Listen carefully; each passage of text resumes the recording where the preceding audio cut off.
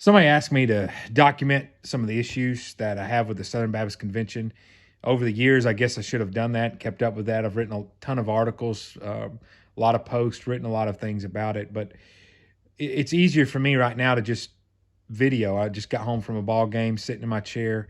So I'm going to do that and try to lay out some issues. And I'm going to try to keep this really, really brief. So what are the problems as we go into New Orleans in 2023? Well, the first I would say is kind of an old order issue. This has been going around for a while.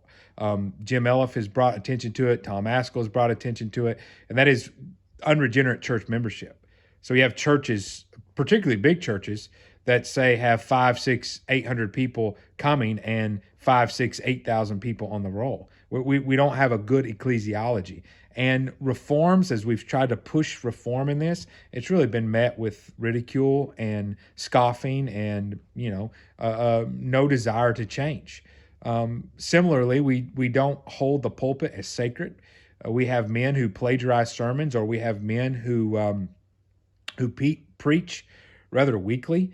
Weakly, not just every Sunday, but weak, not in the power of Christ and in the gospel. The gospel is diluted in so many ways. I watched a video a couple years ago of a guy saying gospel's like guacamole. You got to change the package, but it stays the same. Just pragmatism, just foolishness.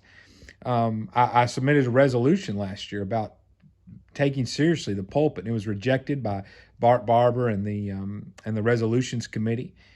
Just encouraging pastors to pray and to do due diligence in their study and to take the pulpit seriously. And so these are some things that have been hanging around for a while. And then, of course, in the last couple of years, you have the sex abuse scandal and all that. But the reality is, it's come out in court documents now that the Southern Baptist Convention has not covered up sex abuse. And so the things that we're doing right now and throwing money at all these reforms and giving money or that we gave money to the godless institution like Guidepost, who supported LGBTQ causes, using God's mission money for these sorts of things, it's just wicked. Not that we don't need to be serious about sex abuse. Of course we do. Tom Askell has been on the front lines of that. Mike Stone on the front lines of that. Guys pushing for being serious about this. But being serious about this does not mean that we need to be doing the things that we are currently doing, which our own executive committee has said is unsustainable. So we're throwing money away towards something that's unsustainable, and it's not actually helping who we all care about, which is people who have actually been harmed through sexual abuse. Then, of course, you have the bad ecclesiology that crops up in NAM and pragmatism and affinity-based churches and women pastors and poor training of these pastors. So you have some churches, of course, that it's just a children's pastor or whatever. And people are like, is that big a deal that a woman's a children's pastor? Well, it shows a disregard. Frankly, it shows a disregard for women, but also shows a disregard for the office of pastor, right? And so it's like we don't understand the two offices of the church, pastors and deacons. And so we throw this title around pastor rather flippantly because we don't get it. We don't understand what the church is. We've ignored the sufficiency of Scripture in so many numerous ways.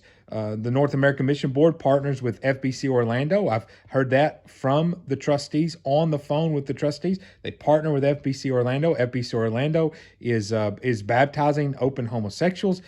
It's just an absolute mess. CRT influence has invaded in the seminaries.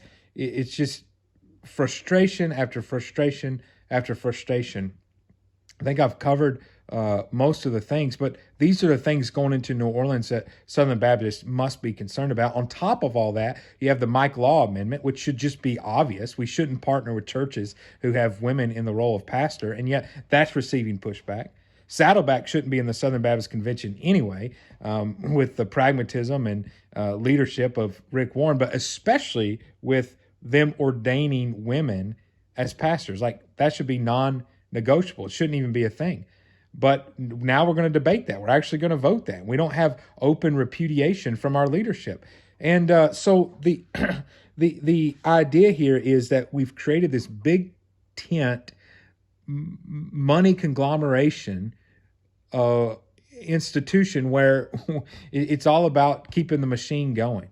And so guys like me and guys like Tom Buck and other faithful brothers that point these things out, we're called troublemakers. So this will give you a little bit of a list. And if there's a way that I can help beyond that, let me know. God bless.